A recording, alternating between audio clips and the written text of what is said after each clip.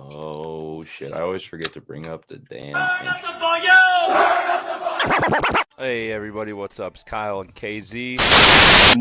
More people get their voice out there, then I think they'll realize like we're all the same, really. KZ decided, let's do it. Took the bait, so here we are. Veteran Chat Project. Where it's encouraged to not be okay all the time. Hey, what's up, everybody? It's Kyle And KZ. and we Stu. are and Stu, and we are here with I'm a here. fresh Thursday episode of Veteran Chat Project. It's good to see you all. Good to be here. Hope you all had a great 4th of July holiday and spent it with those you loved or doing it with things you loved, or you know what I mean. Love, Man. Love that shit. Love freedom. Love kidding. your family. Love blowing shit up. I hope you all kept your fingers and toes intact. So Stu is here with us from the Guild Fellowship, and we definitely wanted to talk a little bit about that. But first, let's just let him introduce himself and tell you a little bit about his background and kind of how what he's got going on really kind of correlates with what we got going on. Yeah. So, and I mean, and you know me from the past, and I'll kind of let you guys ask what you want to know about. I've got kind of a long, crazy story, and I'm a talker, so I'll try to keep it kind of direct.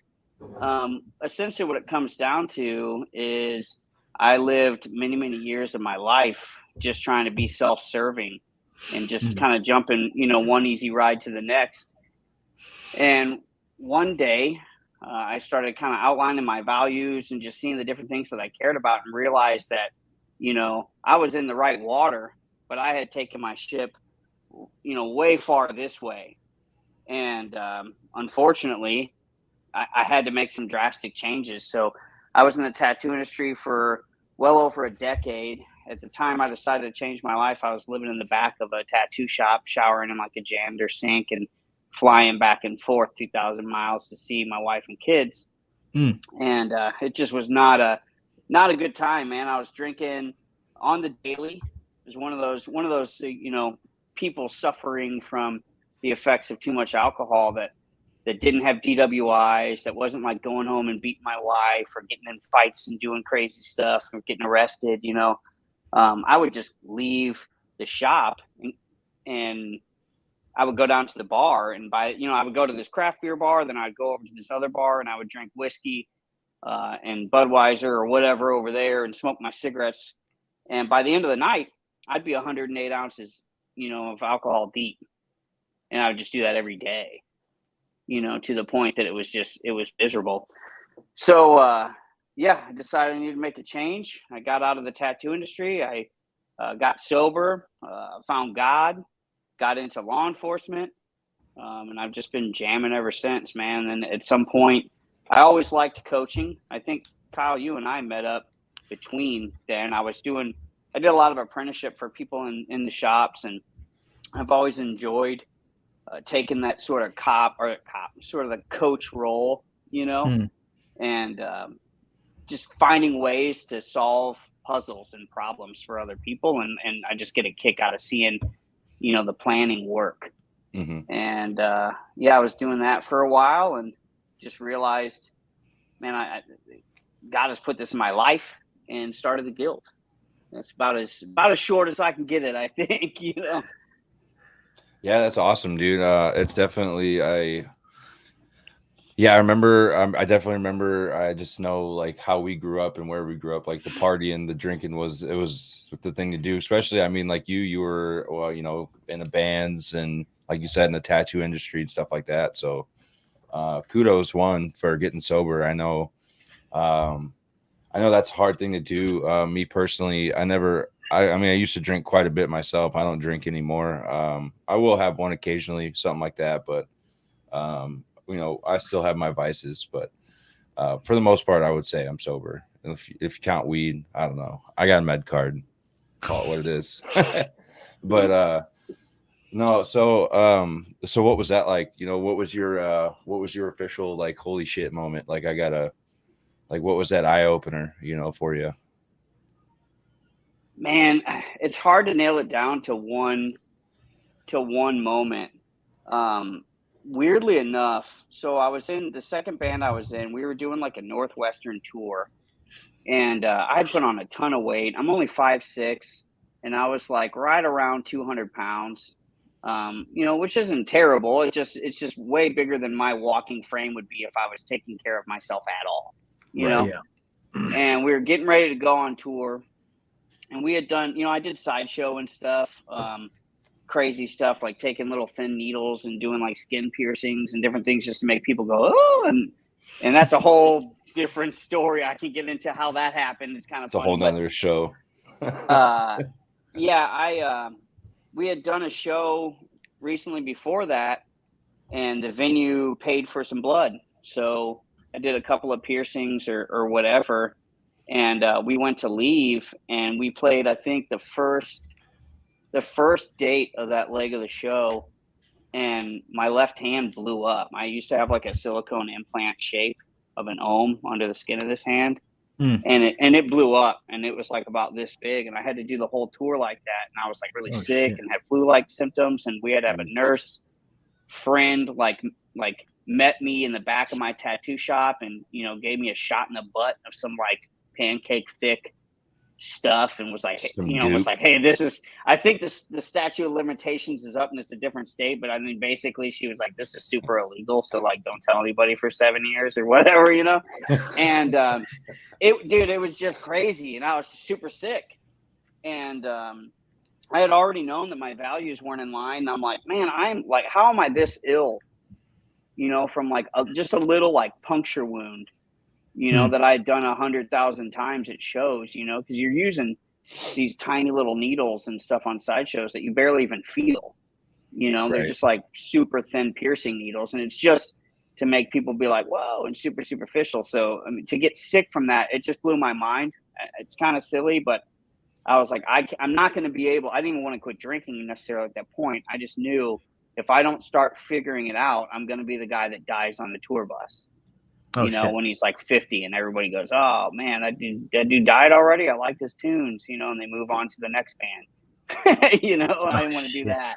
Yeah. I feel like it's a pretty common thing that can happen. Someone just falls in love, not even falls in love, just gets so comfortable with that party life that's just, what it is. And no, they never really have that, like, holy shit, this isn't what I'm supposed to be doing. Or just even like, not even like a holy shit, but like you said, like there was always just kind of like it wasn't one or two or one specific moment, but more just like a gut feeling that there was something better.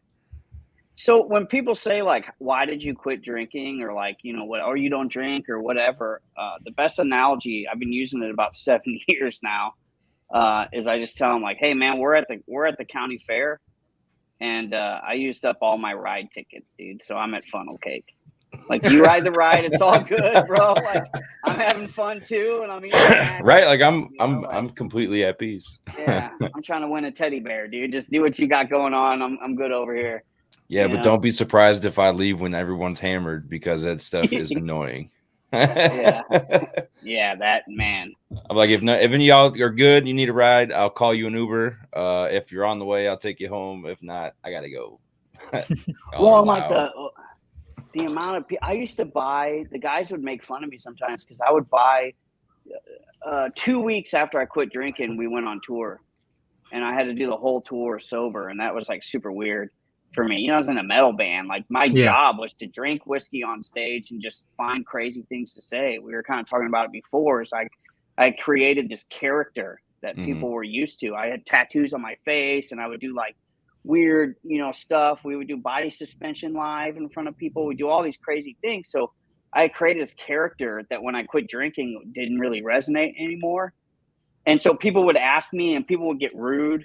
I remember I hit some dude in the face with a tomato at Joe Maddox's house one time because he basically said, ever since you stopped being depressed and a drunk, like, you suck as a person. I was like, oh, okay. Like, he's like, yeah, you're just not fun. He was like, you're just not crazy anymore. So I grabbed a tomato and I waited for him to go in a room with some girl. And I said, how's this for crazy? And I hit him in the mouth with a tomato. Different days still. That was like, like right after sobriety. Right. But Still Yeah. got a just little like bit of the that in amount me. of yeah, it's like, hey, dude, I'm 40 now, so I'm mellowed out. But I was early 30s then. It's like you catch a tomato in the mouth, Yeah. But it just the amount of people that would be rude or would like try to coax me into a drink or whatever. So I would actually buy O'Doul's, and I would take my bandmates' beers and like their empty beer bottles, and I would pour O'Doul's into the beer just to avoid the number of like The near confrontation. fights that I would get in. Yeah. Over just because I didn't want to drink, early on. So I just would That's avoid it that terrible. way. Yeah, it's pretty terrible. crazy. But people are like that though. I know, just like even if you're out in a, like say you're at someone's house for dinner, and they don't know you that well, and I get you a beer or something, like you're like, no, I'm good. I don't, no, thank you. And then, okay, you Yeah. sure, man? Whiskey. I got wine. I got Trulies. I got seltzers. I got this. You're like, no, I'm good, man. I just don't. I don't like to drink. Like, oh, dude, are you sober? Like, I'm so sorry. Yeah. What happened? Like nothing, dude. Oh man, when'd you quit smoking meth? How long's it been? I'm sorry. Yeah, dude. I just don't want to drink, dude. Man, bro, like I'm good. I just prefer not to. I think what happened for me, crazy. it was just that hangover. That one hangover just was really like But it also helped me quit smoking cigarettes. But I also never drank really like that again ever. I'll tell you what, this stuff. I mean, not that I needed. I've had alcohol in my. I actually heard of that today, on the Dad Edge podcast. They were talking about it. It's good, man. It tastes like beer, just like I remember. I like IPAs and stouts, and I maybe did it wrong. I've had alcohol in my house every day since I quit. I just attribute that to knowing why I wanted to quit. Yeah, but I do like a good taste in beer. That is like the one. I don't care about not getting drunk. Yeah. But I do like a good taste in beer. It's crazy how other people can, how your own vices can affect other people. That's, I see it all the time with my wife. She's not really much of a drinker. She'll drink, like, she's like you, Kyle. She'll drink every now and then, but, yeah, just, around, and I'm not knocking our neighbors at all. They're great people, but just around other people when we're trying to fellowship or whatever. And everyone's like, you don't want to drink? Come on, drink. Take a drink. She's like, that's not who I am, man. I just don't want to, no other reason. That's not her thing, You're like, all right. Well, how about just 2 shots of tequila? Right. Like, how about no? Yeah. I want to keep my fucking pants that's on. The worst. Yeah. No, Alder commented. So he said his drinking always took him into a depression and like survivor guilt. And honestly, dude, I think at the end of the night for me, and this is like closer to the end, like after the army and different experiences, definitely would get towards the end of the night. And I would catch myself being that guy, like kind of sizing everybody up for no reason towards closing time. And then luckily nothing, obviously I never did anything, but I was always smarter than my brain let me be sometimes. But yeah, man, alcohol can really, really, really fuck up everything. Yeah. I want to touch on something since we're there, man. And I hate to get preachy, but everything, because he said it, saying that we call it proximity in the guild, right? So like you not drinking can affect somebody who is drinking, maybe because they feel guilty that they drink, or they just like whatever it is, whatever the policy that they're subscribed to that makes them want you to drink, however that validates them. If you drink, it also validates people when you don't drink. So when I was about 6 months into not drinking, I told my wife, when I get to a year, I had to wait. Like I clearly didn't have valuable information until the 12-month mark. You know what I mean? but yes, I had to wait a year, and at a year, I do these posts every year, and it's not for like my own glory. It's kind of to glorify God, and it's also just to put a message out so that people see that side of things too, And I put my year out, and there was this dude who messaged me, and he said, "Hey, I don't know if you remember, we were in California, and we were at this party, and you were there, and you weren't drinking, and I was asking all these questions. I did remember the conversation, not quite as much as he did about it, yeah, but I did remember it. And he's like, yeah, I was just kind of asking you like how that worked out for you and how you were able to do that and what it was like and were you still having fun? And he said, yeah, shortly after that, I quit drinking and I'm about 9 months sober now. Damn. You know, and it was like not even a conversation that was intended to, like, we weren't talking about him getting sober. He was just curious what it was like. And, you know, just completely unintentional moment where somebody was helped just because of the decisions that I made. And that's really where I started seeing like, dude, if I don't work out, some other guy don't work out and I'm not working out. So sorry if you guys are fat because of me being fat. Yeah. Like my bad. It's my fault. Yeah, sorry about that, everybody. All the fat people, my bad. I will start working out. Everyone blames Stu. But it is kind of like that. You know what I mean? It's like just think about it. You go to the bar, your buddy orders a shot, and you're like, I'll have a shot. Yeah. You know, bartender says, hey, do you guys need any drinks? Your buddy says no. You might say no. I mean, you just don't know. You know, the decisions that you make, people are like, they're gauging what you do and how you act and what you say and deciding whether or not they want to do that too, you know. And it's like once that becomes real, if that becomes a value for you, it's like it makes life like really fun to live and sometimes kind of difficult because you're like, oh dude, like no matter what I do, you know, I could be giving and taking from the world and you have to kind of put that to the side. But it's just interesting you bring that up, like how it does really affect people, you know? Yeah, just growing up, I mean, I wouldn't go too far into it, but just alcohol was like very present in the household growing up. And it was a different time, obviously, and I don't it wasn't like a problem sort of thing. It was just like, and I heard it actually on the Dad Edge podcast today when I was cutting grass. I was listening to an episode and basically he said that like phones screen, like us having a screen in our hand is like the equivalent to like our parents drinking alcohol back in the day. So it's like the one thing that takes their attention away from us or vice versa, our attention away from our kids. And it's actually, it was pretty scary what they said in that thing. And then not to even go too far off the topic of the phones itself, but you know, like 86% of the time we pick up our phones, it's literally just because we want to pick up our phones. It's not because like anyone needs to get a hold of you or anything. Dopamining. You ever heard that term? Yeah. I love that term. So they had this thing and it's called like RO. So it's like a box that you put your phones into and it's got an app. So it's built to give you the dopamine, but like the whole thing is like having a friendly family competition of like who could put their phone in the box the longest and have it away from them. And I thought that would be pretty cool. Like I thought about getting it just because I mean, like me and my wife sometimes I'll catch myself on my phone like way too much. And then you know, like next thing you know, you're like an hour went by and like me and my wife hadn't said shit to each other, and we're sitting right next to each other. I'm like, babe, put your phone down. You know, she's like, put your phone down. I'm like, all right, let's put our phones down. But yeah, that's just I know I just went off on a weird one there, but yeah, the phones thing, dude, that's something I need to work on. Is literally we were talking about like being better. That, my sergeant is texting me or calling me. Like as soon as you start saying that, my sergeant's calling. You're like, oh, that's the business phone though. The bat phone. Yeah, that's the phone that stays nonstop. Yeah, I was just clicking that too. As Stu picks up his phone. Do what?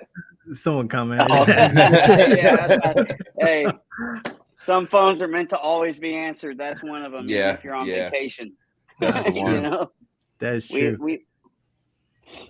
So actually, that's a decent segue into. I mean, you can tell us why a little, or what you can tell us as far as why that phone is that it has to be answered, so people know a little bit more of your background. Yeah, why? I kind of tell you like as far as like what I do. Yeah. I don't know. You can kind of talk about it, and in some lights, it's like, oh, that's like an action movie, and then in other lights, it's like, you know, oh, cool. So you're like halfway part of the cool guy club, you know. In fact, at stations one time, a buddy of mine, he's in the 82nd, and he's like, you know, we were talking about like search warrants and different things, and he's like, oh yeah, go, you know, Yeah, we go through doors or some comment, and he's like, you know, basically was like, I guess saying it's hard to talk about the job because no matter how you talk about it, it's like you can sound like you're just trying to be like, I'm not trying to ask you to thank me for my service. Does that make sense? No, Mhm. yeah, Oh, yeah, abs yeah, yeah, you're yeah, You talking, know? yeah. yeah. You're Um, preaching to the choir here, but yeah. So, I can't really talk. Well, I can, but I won't talk too much about what I do. It's not all that like top secret or anything like that. It's just Right. for the nature of, it's just not really anybody's business. However, um, I have one of those jobs where like that phone rings at 2 in the morning, and if it rings at 2 in the morning, it likely means putting some stuff on and going and doing some work Yeah. that most people don't want to go do. you know, but it's a cool job, man. I love it. And as far as like how I got into it, I had my face tattooed, my neck was tattooed, my ears were all stretched out. I had implants implant in my hand, like I mentioned. This hand's been lasered. My neck was like all black. Yeah, I All this remember stuff. watching you go through the removal process on Facebook and Yeah, shit. Like, dude, That did it hurt sounds more than the painful. tattoos? dude, I'll tell you. So I went to Vanishing Point.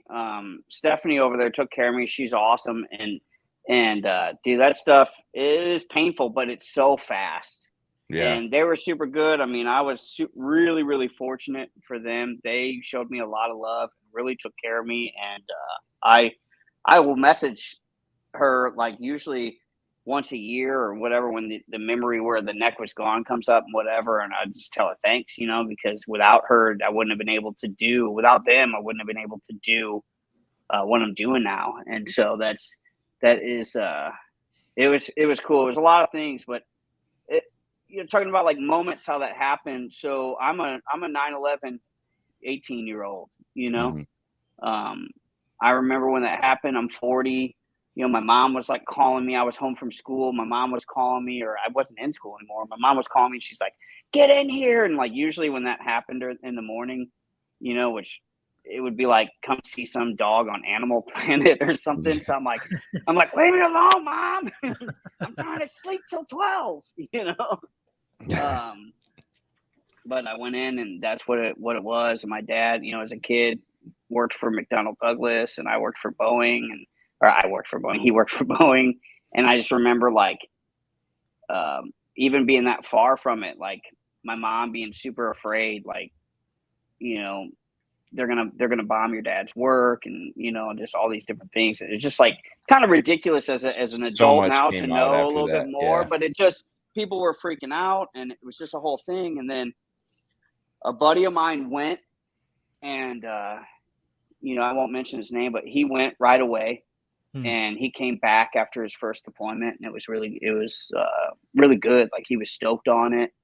We were getting super hammered drunk. We did like a Blood Brothers thing. He was like, "You're really tiny and crazy. You should be a sniper." And he had this just like talking me up really high, and like you could just go in and be like, "I want to do this job," Yeah, But that's he's just like talking me up, and I was like all about it, while we were getting hammered. And then I remember, um, the bands and just the drinking and just the different things. I just didn't do it.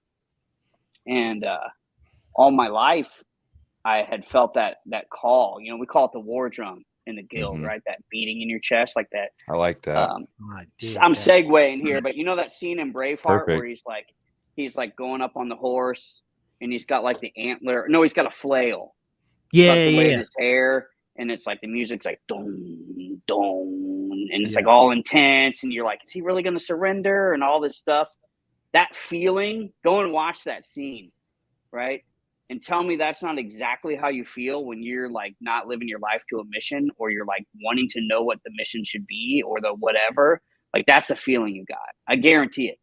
So that's what I had all the way up into choosing to serve in law enforcement, right? And I can remember this one. I do remember a moment.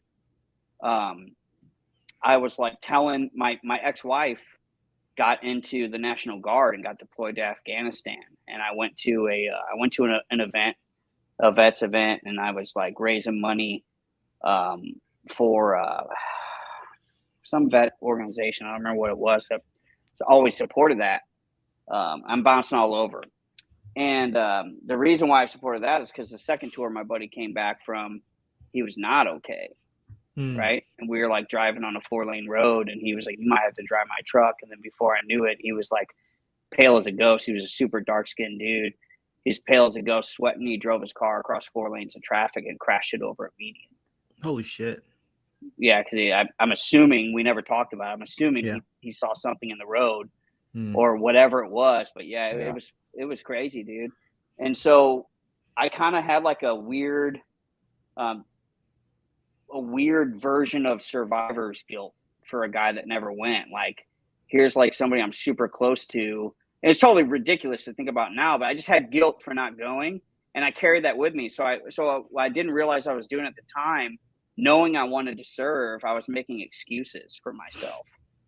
So I'd go to these events and people, I'd be like, yeah, I almost signed up. Like, I was like that dude, you know? Yeah. And I remember I was explaining it to this guy, and I had done my best to excuse it all away so he would still think I was a good dude. This is, way long ago before I started doing all the work, still externally validating a lot. And I just remember he let me explain it all to him, and he goes, so your lady stepped up. And I was like I wanted to be like, yes, whatever. He'd have beat the brakes off me if I tried it. Anything to do with jack. But I just kind of stood there shocked, and it was like one of those feedbacks where like all you can say is thank you, really, because you're like that was super true. Yeah, like you're not wrong. Even after that, it was years before I was like, because then I had all the tattoos and all the excuses why it was impossible. And so when I finally decided to do it, I got laughed from people that I, was in the tattoo industry with or toured with or, whatever. I got friends, I remember one friend specifically messaged me and was like, hey, I can appreciate what you're trying to do, but just don't, basically. And he was a first responder also, which he messaged me recently and apologized for that, which was unnecessary, but because I thank all of you. If you're watching this right now, for some slim chance that you actually care what's happening in my life and you're watching this and you did not want me to do that, thanks, appreciate you. Because I was basically like a big letter F to all of you. Yeah. Like, now it is happening. Watch. You just told me I can't, so this. now watch me do this shit. I'm about to laser my face until it catches on fire. Right. Not only am I going to do it, I'm going to be the best one doing it. You know? And, man. And that's awesome. Quick, hold my duels. Watch. Right. Yeah. Hold That's my awesome. athletic brewing and watch what I do with it. That's sick, dude. I don't work out as much anymore, so I kind of just get fat with it right now. But we're getting to that. Well, because you were doing a bunch of jujitsu and stuff like that for a while, weren't you? Yeah. So seems to be a pretty common exercise amongst veterans and law enforcement, as far as dude, my neighbor's trying to get me into that. Like, dude. You should go. Do it. I should do it. You should do it. I'm just dude. Too scared. You're in CrossFit shape, dude. You got the leg up on anybody else that's sitting in there the first day. It's a different cardio. You will feel better than your average rando, but I didn't say anybody else there. I said anybody else walking in on the first day. You're still getting me personally, I went to like the one in Colorado. I was going for a little bit, and like I just remember being like the first time I went, dude, I was smoked like before the warm up was over. I'm like, like they're like, all right, let's start working out. I'm like, fuck me, dude. You get worked out by some 75-year-old man. God damn, it's such a head game. It is. So I can tell you, like, I'll tell you a little bit just for context. One of the things that I do in the unit that I'm on is operate a shield. So I'm the smallest guy on the unit, so I'm the easiest to shoot around, and so sense. I'll do that, and like I'm not kidding you. I mean, I usually will pray en route. I'll check my heart rate. I do all the stuff that you should be doing if you're stepping into something potentially crazy, but I'm cool with that. But a jiu-jitsu competition just like destroys my confidence. And I don't know what it is. I mean, I've talked to my coach about it, and he was like trying to be nice, I think, but he was like, "What?" And I'm like, "Yeah, dude. I'm scared of this." It's like there's But no other like. does it fuel you to go back though? Do what? Does that fuel you to go back and get back on the mat? Yeah, Like that yeah. So that sense of, like, I don't want to call it fear, but that just that what you were just describing, that feeling you get, like, this shit kicked my ass. I need to go back. what I'm discovering, and I've taken some time off recently just because I got a bunch of different things going on right now with the guild and just life. I actually begged my coach for a morning class, and then life changed as soon as he did it, and so now he's got this morning class, and I'm not going. So he probably hates me, Phil. If you're watching, dude, I'm sorry. I love you. I'll be back soon. I'm gonna get beat up anyway. What I notice is so have you ever checked yourself for like internal and external validation, right? Like, you ever done an inventory on yourself on that? Like, what things do I need other people to tell me I'm enough at? Because all human beings, like, we only really want two things. We want to be enough, and we want to be loved. And we're either unloved because we're not enough, or we're not enough because we're unloved, right? And that's really it. Yeah. Men, women, all of it's the same thing. So I think jujitsu and competition in that way, there is no life or death in it for me, like there is at work. Yeah. There is no like, do your duty and don't think twice about it, because that's what has to be done here and now at the moment. That feeling when it's like, oh, I'm about to do something that's real crazy, but like it's what shall be done, so there's no question. Yeah. There's all kinds of questions about a tournament. Do I want to spend the money? Do I want to arrange my weekend? Should I wear my white gi or my blue gi? Headphones, no headphone. There's like all kinds of things that you can play in your head.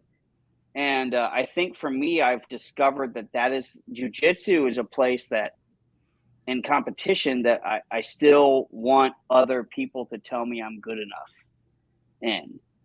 And so I have to like say that out loud to whoever and Yeah. completely take full ownership of that and go, that's my problem, right? I want to be validated. And so if I lose, then it'll be evidence that I'm not enough. So don't do it, because I've collected enough of that in my life, and I know I hate it. And now I'm in a place where I don't get much of that, so I hate it. So it's like, that's, I think, what fuels me to go back, because I don't want to be like, I don't want to be some weak asshole that quits jiu-jitsu because it hurts his feelings, or makes him, you know what I mean? So I'm like, nah, hell no, I'm gonna go get beat up every day. So that is the plan when I get back from vacation. Where are you vacationing at right now, or are you home? I'm in Gulf Shores. I had to look out the window to remember. Just to double check. Yeah. Oh shit. I was Stu, I was on the, I want to make sure I get it right here. I think I put it on the banner. Is it got guildfellowship.com? Is that the website? Yep, that's it. All right, put it up there. This is some cool ass shit, dude. How like, as far as like the timeline goes, like, when did, like, what's the timeline of this, like as it correlates to your time in service, and like the conception, you mean? Yeah. Okay. So probably around 2016, I started helping people with different things, and in early 2017, I started taking that more seriously. Actually taking like private coaching clients. And one of the guys that I was helping out, like, his marriage was kind of rocky. His relationship with his kids was kind of rocky. He was drinking a lot. He was like really overweight for his size. And he had just had all these goals, and he made it easy because he was clear about his goals, and he really wanted to do it.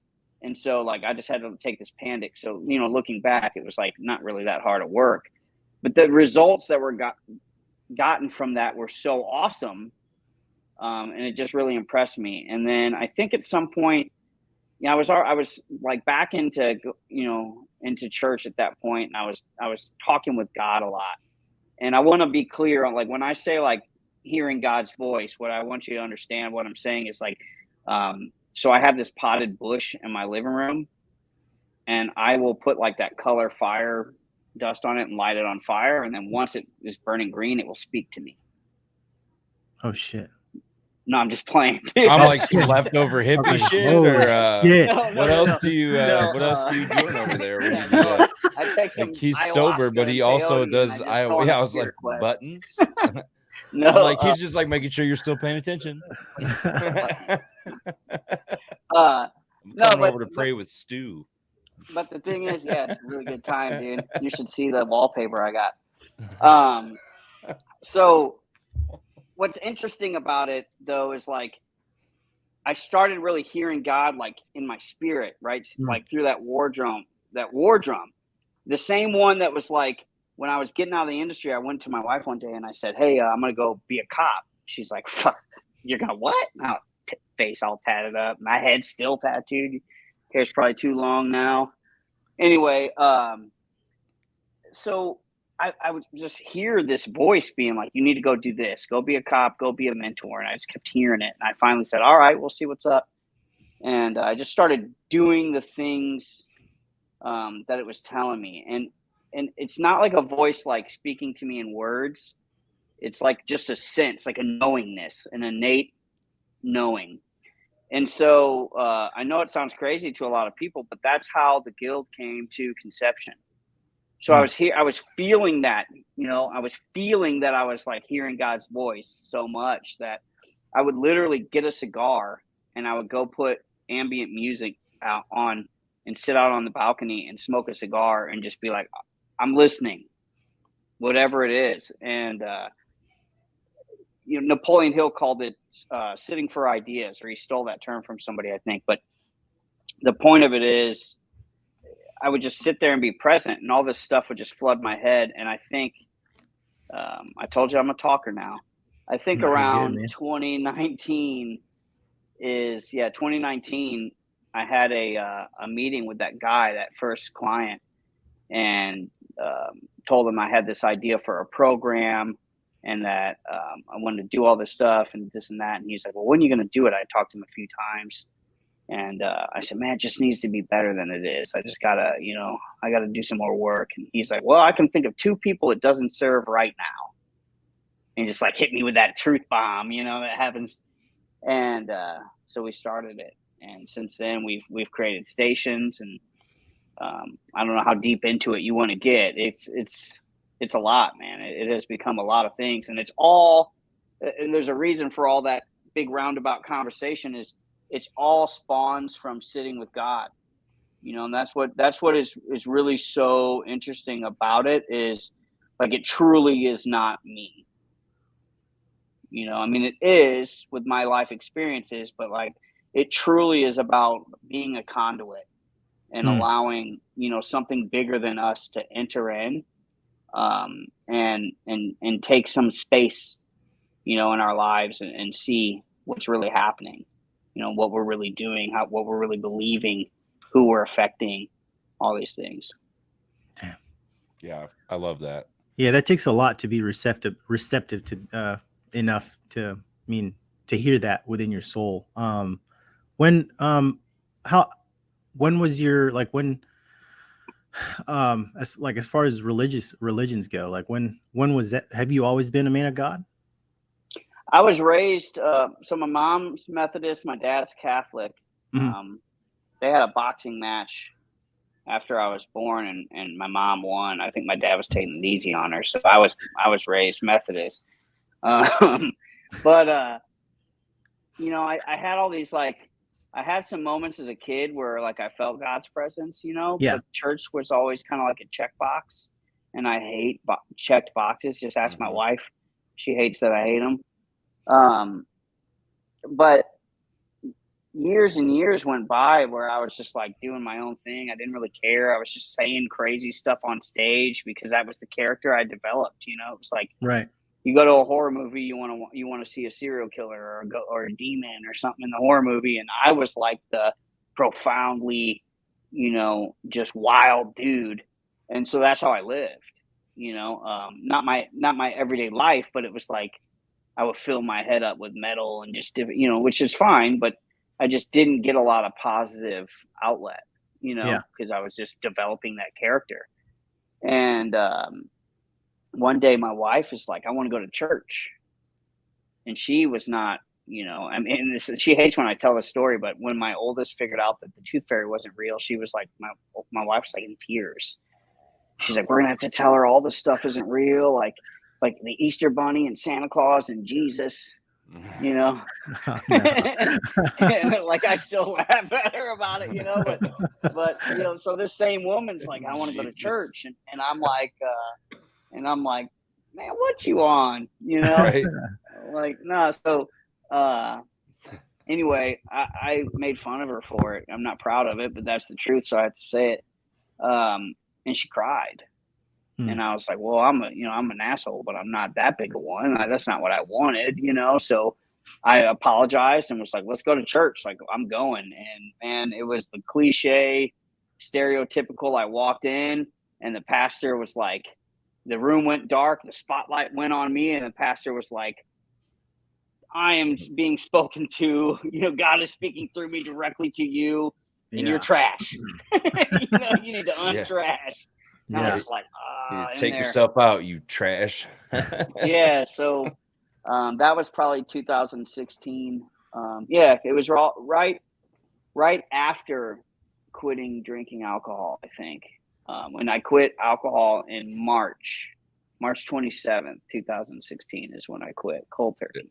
It's funny, you stop poisoning your body with that shit, and the mind ultimately comes around to being open to hearing that kind of shit.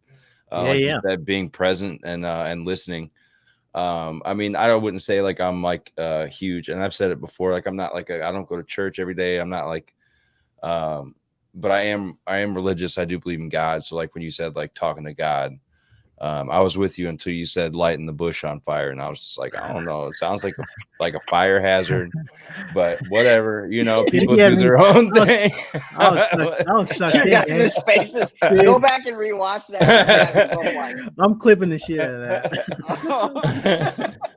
I'm sharing that clip. But yeah, dude, just like I could sense what you were feeling, like just saying there, sitting and just being present, and just like talk to me, tell me what to do, tell me. And like I don't even know, like maybe I was doing that when this whole thing started, and kind of like what the next step is for us, and I'm not knowing it, just because like a constant like internal monologue I have with myself, and maybe that's that too. Maybe that's just how I talk to God, or whatever I see is, I don't know, I call it God, because that's what it is. You just, I think it's like when you're in a solo journey, like you're off on your own somewhere. It doesn't have to be super long, but you're just in silence for a little bit, and you just kind of, you stop like resisting, like really anything. You're like, I am just here. I'm just presently in a chair, and what is, and I think that does it. And, in the guild, guys will hear like the way I talk or the way some of our other guys talk and be like, so is this a Christian group? And the answer to that is yes. By nature of the fact that, a Christian has started it and we talk about God in it. However, we don't exclude on religion, you know what I mean? Unless you like come to us with some like super violent, like, obviously there's parameters, and we're not going to get into like them, but and it's like being respectful towards human beings. I would imagine would be up there. Don't come to me, Church of Euthanasia. You ever hear about you guys, Church of don't come to me, Church of Euthanasia, because I'm going to call you out. I'm going to call you a liar, probably tell you I don't believe you, because that's just the person I am, However, it's like, the thing is, I want you to come to the group, and I want you to find, here's a look. As a Christian, right, the Great Commission. Okay, so is there evangelism to be done? Certainly, right? And yet, if you tell me I got no interest in that, but what I will do is take the lessons of this group, and I'll be a better husband, a better father, and a better, the way I view it is, and there are Christians out there that'll disagree with me. Good on you. That's your right. Right. The way I see it is, the more better men we have in the world, the sooner we'll stop seeing a lot of these issues that we have. And so, and I don't mean that like the more better, like the more good men, Yeah. right? The number but- of good men increases. Yeah. yeah. So commas and periods in the right places and all that. But yeah, it's like the more good people out there, the better. And so the thing is, I want you to come to the group, but I'm not going to placate my beliefs to spare your feelings. Like if you're somebody who can't find the positive message in what I say because you disagree with my religious beliefs, you're probably not the right fit for us, right? Because we're not going to ask you to placate us either. And if something that you value or believe is just so far out from our values, we'll just ask you to leave. Right. And it's no hate. It's just, you know what I mean? You just weren't the right fit, and that's it. And then it's crazy because, I mean, I figured that's kind of what it was, because we've been trying to start something kind of like to the same effect of just being like a small group of, in our case, just veterans, just trying to get through life, and pooling resources. And then I just know like in those situations, that's one thing that they try to, don't bring your politics. In your case, it's different because it is, a Christian based group. So like bring your religion, or don't, like you said, and I think that's great. And being receptive is huge. Like you said, like don't come in here, and if you're so dead set on something that you can't be open to think that someone else might have a different perspective or a different, a bit of knowledge on the situation or something like that, then yeah, like you said, that's probably, like, it's interesting that you found yourself in that group of people in the first place, because like it's clear that those people want to help, and those people want to look inside themselves and kind of take accountability of what they're doing, what they're not doing, what they can be doing better. And so I mean, I think that's taking some frequency and action to be a better person, or just to be a good person in general. I'll give you the secret sauce, man. It's spiritual mission, right? That's the thing. Like we got a saying, and I'm trying to curse less, kids show, as Portnoy would say. But the thing is, we got this saying. We say goals are bullshit, right? And they're cool. Do them. You should write goals. You should attempt to achieve things and challenge yourself, etc. But overall, they're not super relevant.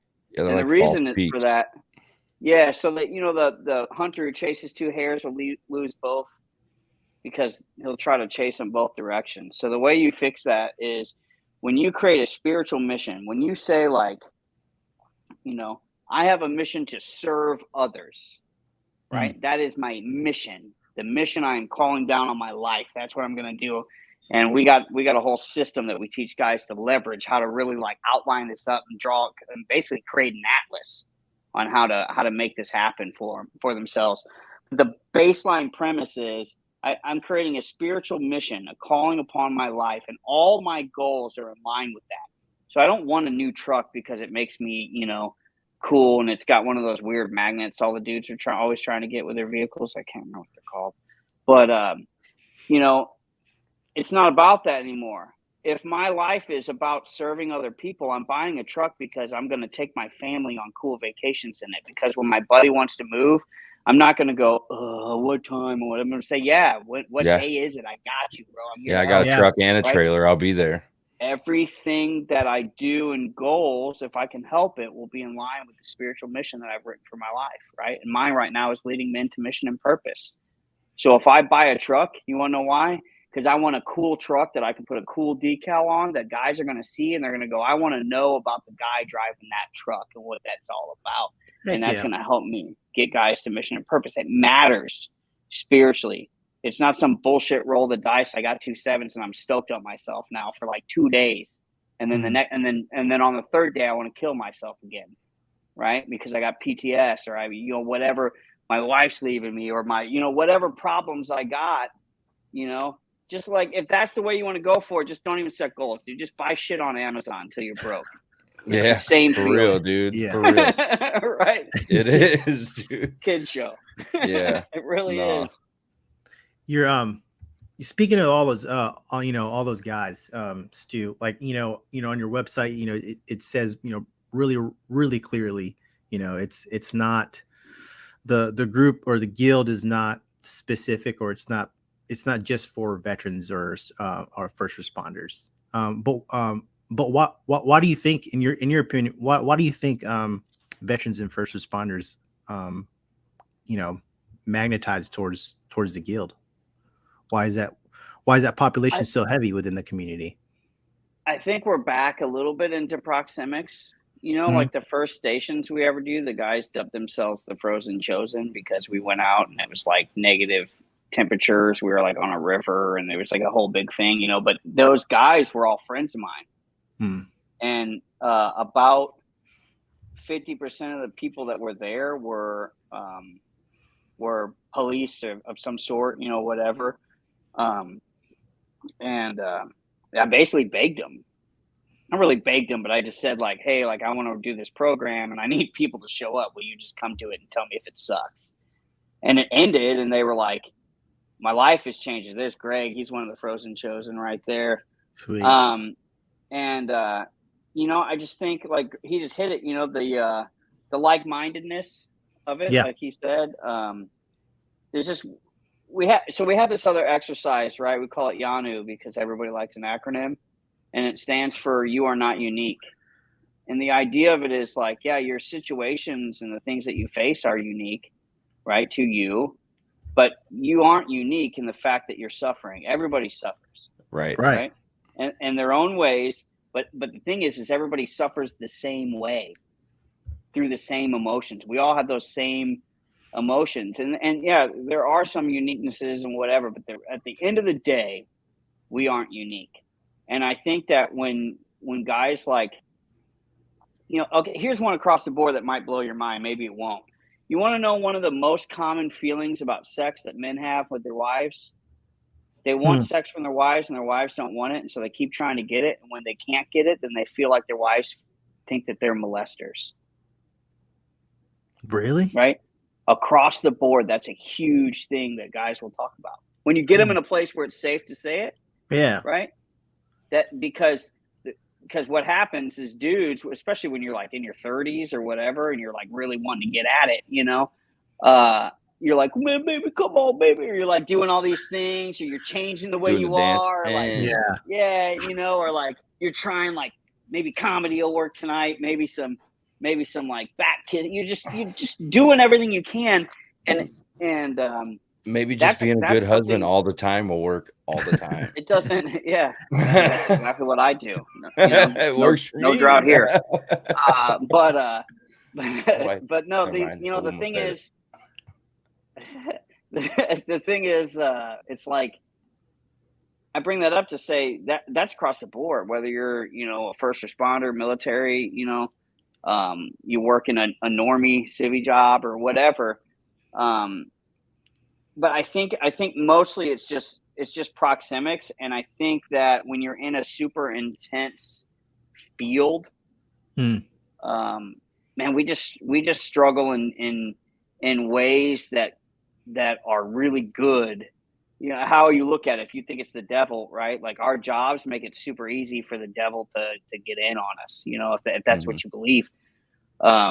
Because like I have a theory, and hopefully this doesn't piss a bunch of people off, but I have a theory about trigger break and suicide in the first responder and veteran community. And I think that it's because we get so close to death so often that it takes more for us to get the adrenaline spike. And I would be almost willing to bet that not a vast majority, but at least a good portion is accidental, maybe even, right? Like an unanticipated trigger break. Does that make sense? What I'm trying to say? I'm not trying to discredit or take from people's suffering. That's not what I'm doing.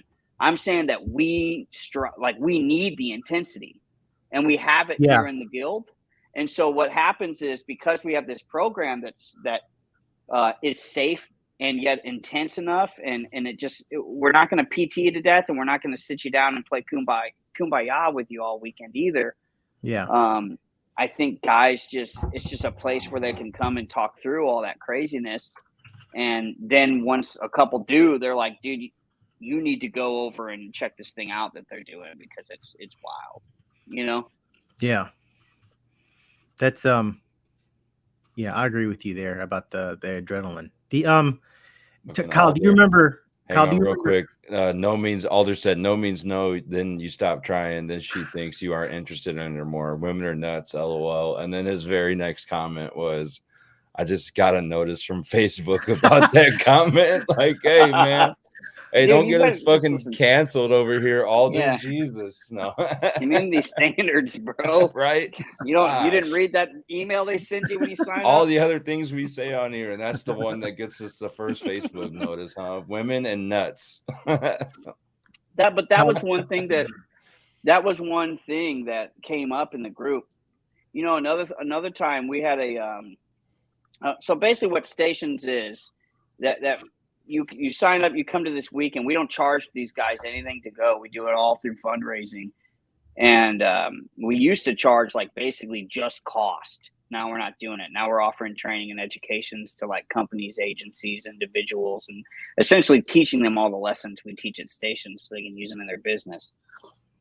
But when you come there, you got this crazy intense weekend where we make you see what it is that's going on in your head.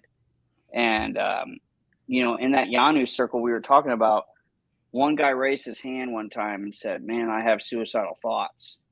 And all 13 men present raised their hands to the point that we like had to, and that was like a full, I think that one was like all first responders or military. And we like had to stop and be like, okay. Like, I mean, I just remember looking around the room and being like, this is a problem. Yeah. And we like, just straight up, we're like, Stations is paused. Yeah. Because we're going to have a conversation. And we talked through a bunch of stuff, and it took us about an hour. We probably broke from the protocol and just sat and talked through that. And then it was like, okay, we take 5 and come back, and we're back in the work. But yeah, man, it's just, it's across the board, you know, and it's not just first responders, you know, it's men in general. And a lot of it is because of that spiritual mission aspect. You know, we're called to leave our houses to lead and hunt and provide and do all these different things animalistically. And we don't get a lot of that drive now. And I think it's just in men. And then now we're also in this like interesting stage. And this is not a take from women. We're in an interesting stage now where women are sort of finding their how do I say this? What I'm not saying is that they were invaluable in the marketplace before. I think that women are finding that they are very valuable in the marketplace, and they are like, they're like taking that respect, you know? And so a lot of women are stepping up more, and there's just different things occurring that I think the reality is I think men are making victims of themselves about it and acting like little boys. Yes. And women are mothering them, and women are mothering them. I agree with you 100%. Yes. Yeah. I would say that. Yeah. Dude. I'm glad you said that. I guess, yeah. Well, I mean, in my house specifically, like I had to, well, not had to, but my wife makes more money than I ever will. So, you know, there was like, it wasn't even a question whenever she was, you know, we're like, hey, we don't have daycare. So like, all right, you know, it is what it is. I'm here with my kid. Like that's what I got to do. It's not just like a, you know, like it took a little bit to, I guess, swallow that pill of being like, I'm not like the main provider, but it doesn't mean I can't provide, is what I ultimately came to. Can I ask you, and people get annoyed with me for this because I do tend to cut people off. I apologize. Oh, you're good. Let me ask you this: will she always make more money than you? Is that true? I mean, I don't know, maybe. Yeah, but like you see what we do though, and I only point that out because like I do the same things. I actually thumbed you up and pointed at myself, and then I like thought and was like, well, that's not true necessarily. You know, like this podcast you're doing may blow up and be, you know, the next Joe Rogan. You know, Yeah, as I mean far that as would be like dope, ins but and that's not, that would be that's super not dope. not the goal. And But I mean, if it happens, I'm along for that ride too. You know, and we're floating around on a tiny rock in an ever expanding universe, trying to act like shit is scarce. yeah. You know what I mean? Like, it just ain't true. Yeah, one day this podcast will feed my family, but until then, I'll just keep waiting until tomorrow until my phone rings and I get this job. But you know what? Like, just even sitting here thinking about it tonight, I'm like, I know I'm going to get it because it aligns with the values that I've like started moving forward. Like, I don't want to work in like kitchens no more. I want to do that. Like, I want to be of like real service to people. So that's what the job is, basically. And then it really aligns with this podcast and just everything else, being a veteran advocate, basically. So tomorrow I'll find out yes or no. I'll find out yes tomorrow, and then hopefully my training is on my birthday. So that's pretty dope. Awesome. That's where the big sign is. It's like, it's gonna happen because it's on my birthday. Yeah. It's got to happen. If not, I don't know what I'm gonna do, but I'll find something. I just I got arthritis in both of my hands, and I'm tired of all day, like cutting Yeah. and I don't Always know, holding dude. knives I'm, like I'm this and over it, stuff. dude. Yeah, like I wake up in the morning and I'm like,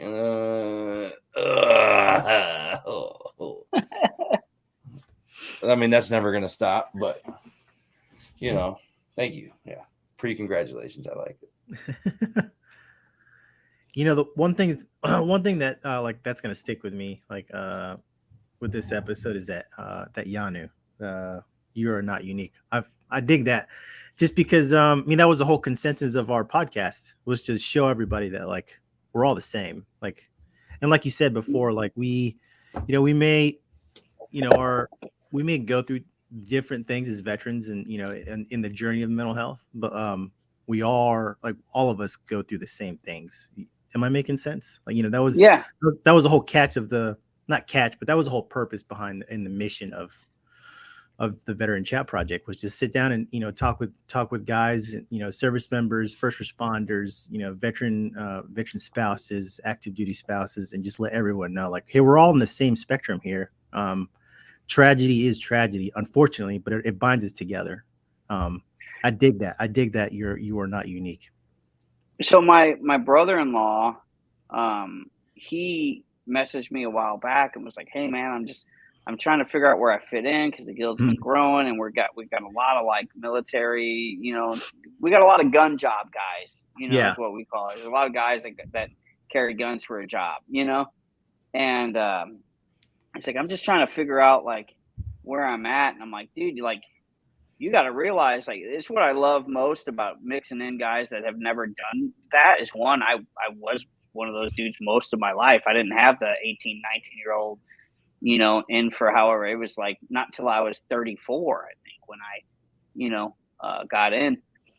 But, I was in the old man's club in the academy, but I'm like, having people around. So when we're like in our group and we're talking about how we prepare for a vacation, and we like selecting like what gun we're going to bring, whether or not we need to bring like an IFAC, whether or not like you guys do that. Do you guys do that shit where you're like, what all do I need to pack out?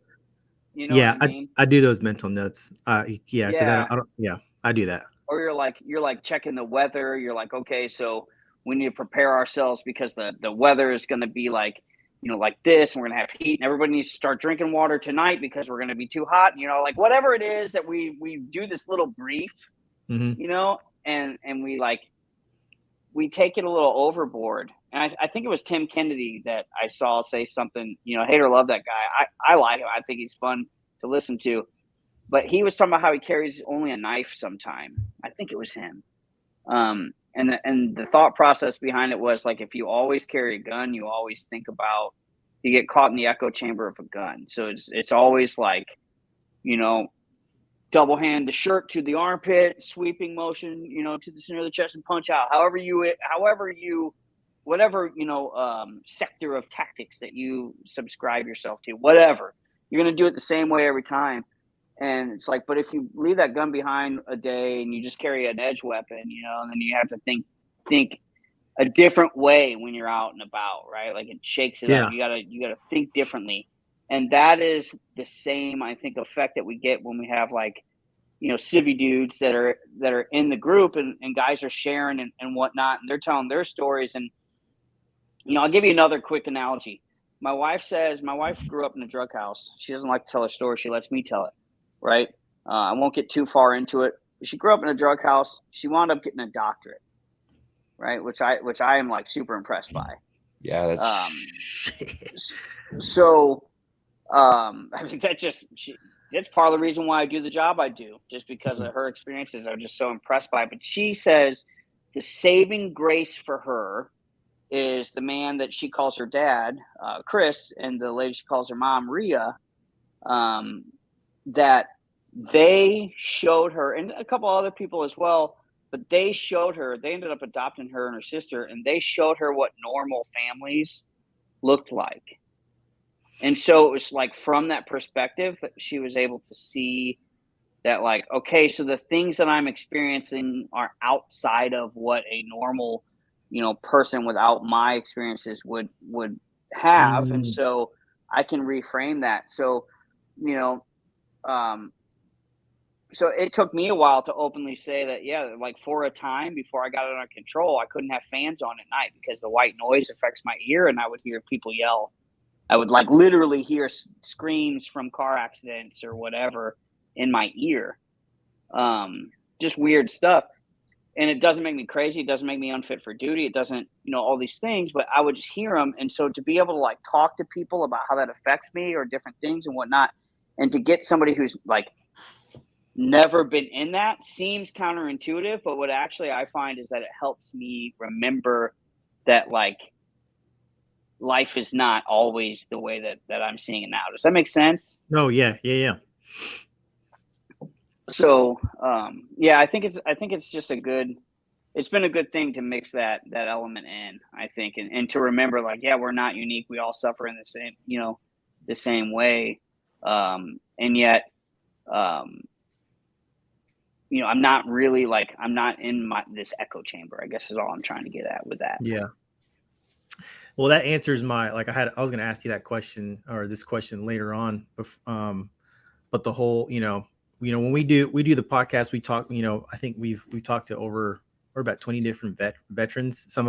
Most of them are good friends and, you know, good friends of ours. But, you know, what we've noticed, Kyle and I, you know, just talking with different people and just, you know, having them tell their stories, it helps us because, you know, we're still trying to heal ourselves also, but it helps us. And, you know, I think you answered, I was going to ask you if, you know, you're a mentor now, you've been doing it for, you know, for years and years. Do you still find opportunities to help yourself while you're mentoring? Oh, so, brother, man, I'm sweating right now. Like I'm having a full body sweat right now. Like as we talk, not terrible. Yeah. But that's one of the things, like my first year, I actually thought I'm going to stop copping. Like I'm not cut out for it. And essentially the first year that I was on, if it was traumatic and bad, it happened while I was working. Oof. I mean, like there was a point blank murder, like right 2 weeks out of field training. It was like my thing, you know, whatever. Yeah. The point is, and that's like, I'm not unique. Cops and military guys experience crazy stuff all the time. Like no one escapes it, you know, firefighters, EMS people, social workers, DFS, all these, like so many people see crazy stuff, traumatic stuff. Yeah. And so in my experience that first year, I didn't realize that I was getting all of it. Right. Or at least the majority until a sergeant of mine at the time jokingly made the comment like, "Oh, Stewart had a really tough year." And I was like, "Oh, I did?" Like it was it was like hope, dude. Like yeah. I was like, oh my God, because I was beat myself up. I'm like a year in and I'm already having these weird symptoms. I was like calling myself names, like basically just being like, you're weak. You know, you can't amount. Look at you. You did all this work and whatever, and you can't even make it a year without like, oh, everything's sad, you know, like straight up, dude. Yeah. That's the honest to God truth. And I remember after this really, really like, I got one that was super, super difficult. And I was mad at myself for being sad about it. I really was like, I'm feeling it right now. It's like, you're going to be sad about this. This didn't happen to you. It happened to them. You know, you selfish, like all these things. And I remember my wife asking me, do you want to cancel vacation? I said, no, I don't want to do that. And she goes, okay. I was like, why would we cancel vacation? She's like, well, I don't know. We don't have to, but do you think you'll stop getting up and crying in the shower anytime soon? And again, like that was another, I always get hit with these like feedback bombs and I'm like, okay, I'll do something, you know? But I'm blessed enough that God has put people in my life that remind me of that stuff. You know, not everybody has that. And so, yeah, what I'm currently noticing now is the visceral effects that I get. So I've gotten pretty good control over my brain. I will go to like Jocko calls it default aggression, right? Yeah, he does. So I would get that. Yeah, I would get that, but I would go to like anger. You know what I mean? So whenever there was like a problem to solve, like no matter what the problem was, big or small, it was like life altering, you know? Or like I would get home, my wife would be upset about a glass and I would be like, I just came from a rollover, you know, whatever, you care about a glass. Like in my head, I wouldn't be screaming at her, but in my head, I'm like, had a really hard time separating those. So now I'm in a pretty good space mentally where I don't do that as much, but I notice that like I'm seeing the things my body does, you know, when I go into that constant firing of the amygdala. And so I notice like when my wife and I argue, I see a therapist, you know, I suggested to anybody a good one, make sure they got experience, they understand some things. But she told me, she said, you know, when your wife gets mad at you, do you realize that you might be like acknowledging that it's just an argument in your head, but your body is positioning as if you were like getting ready to get for a fight for your life. Like as if you like pressed into a house and got cornered up on a closet and you went to IBF and found some dude in there, you know, and now you got to deal with some guy hiding under a clothes pile in a closet, wondering if he's got a gun. She's like, your body treats the situation the same way. And I kind of was like, no, what? Yeah. And then at first, and then we got in an argument and I noticed like, yeah, like I got taller. I kind of like, you know, like front facing enemy kind of over the toes a little bit. And I kind of like played it a little and I started wanting to control my space. And that was the first time I realized that. Do the praying hands. Yeah, everything. Elbows are getting tight. I'm finding my firearm over here with my elbow, like not to pull it, but just to acknowledge that it's there and keep it safe. I'm just like, I'm noticing all the things that are occurring, and that was the first time that I really realized like what I do to my wife because of my experience. I haven't been on very long, right? And so I'm a firm believer that we all get it. You know, like we have to pay attention to what's going on in our minds and our bodies, and we have to share to other people. You know, we have to become aware of our posture, you know? Oh, yeah. Because here's my wife that just wants to see me happy and healthy and just be in love together and whatever. And, you know, she reminds me to empty the dishwasher or, you know, one thing on the way to vacation, I like had to stop her and say like, stop giving me direction. And she's like, what? You know, like, cause I just went to that space that we go to. But yeah, I don't know. I'm rambling now because I think I'm there, but you understand what I mean? It's yeah. Like, that's just the way it is for us. And we can work through that. And it's not a defeating thing. It's just a different thing, you know? Yeah. That, I actually did that to my wife, I think last week or 2 weeks ago. I can't remember. She said something to me and I was like, I just paused her. I was like, hey, stop telling me what to do. Yeah. But like, I mean, looking like it came out so naturally when I said it, but you know, she perceived it just like, Hey, I was just telling you to do. You're like, yeah. You're like, I am an asset in critical circumstances. I do not need your direction. You know what I mean? But it's kind of like that, right? It's like, in that moment, I was like, God, what the fuck? Like, what did I look like just then when I said that? And of course, I apologize. Like but ass. Like an ass. The Stu, you get how does somebody join the fellowship or get in contact with the fellowship or the guild?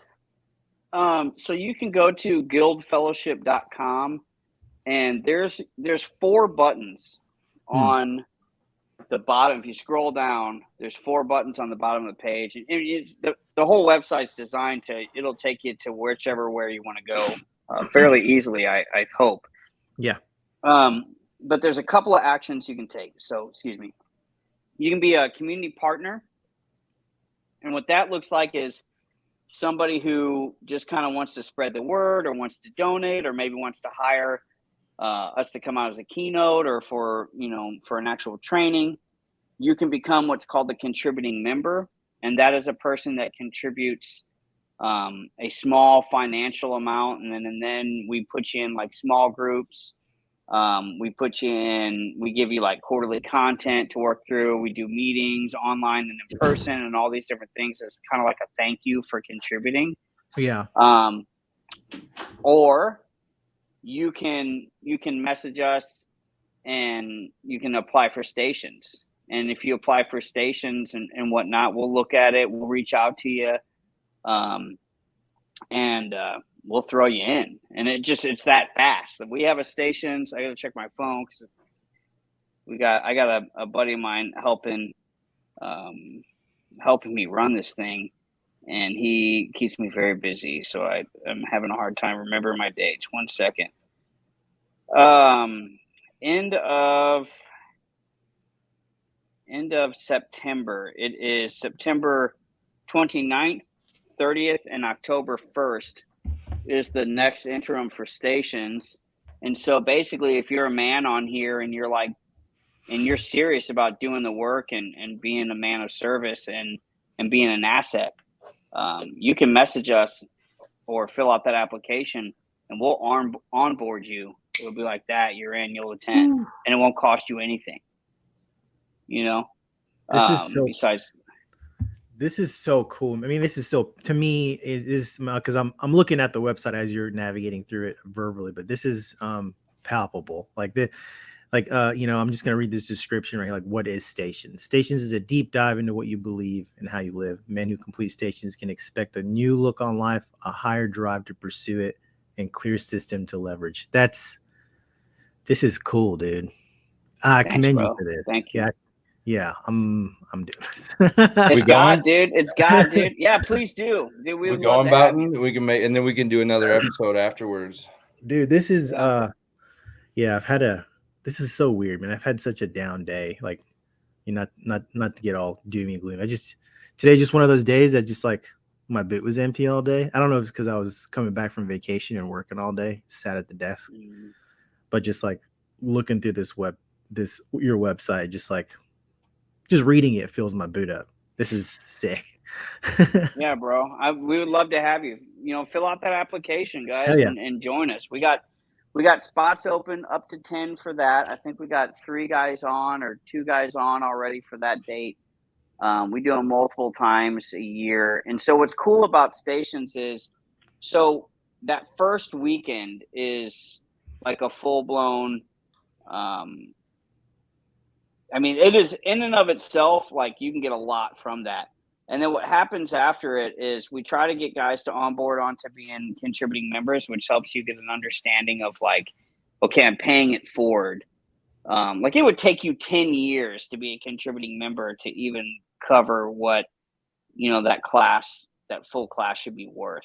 You know what I mean? Like, we're not even asking, we just want to give guys a sense of like contributing to it, and it helps us keep the ball rolling. And we're trying to build this thing. We are building this thing to where this can become a full-time thing, to where we're a full-time just out there serving men. That's badass, dude. And women, we're going to branch out to where we're going to recently talked about helping to teach women get some experience on what it's like, how to support a man who's attempting to live a spiritual mission, and then also bring some female facilitators in that can, come up with course material that's beneficial to women. Because I got no business telling women what to do. I try it with my wife, it doesn't work. But so you do that first week in the stations, and so then what we have is we call it Evo 2 and Evo 3, right? And so what happens is after you go through that first weekend, that's really all about teaching you like how life has affected what you believe and how you show up or how you've allowed it to.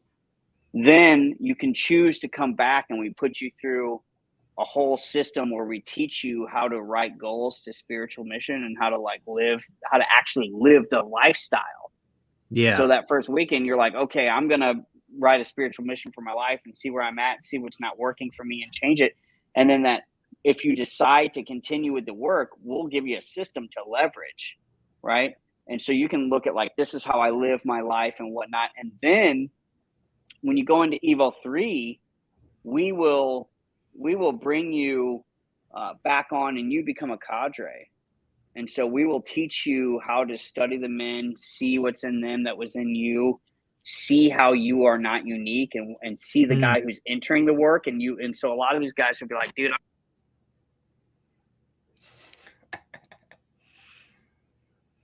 technical difficulties. Yo, you muted. Let me unmute him. Oh, it's still. Got it. there we go. Yeah.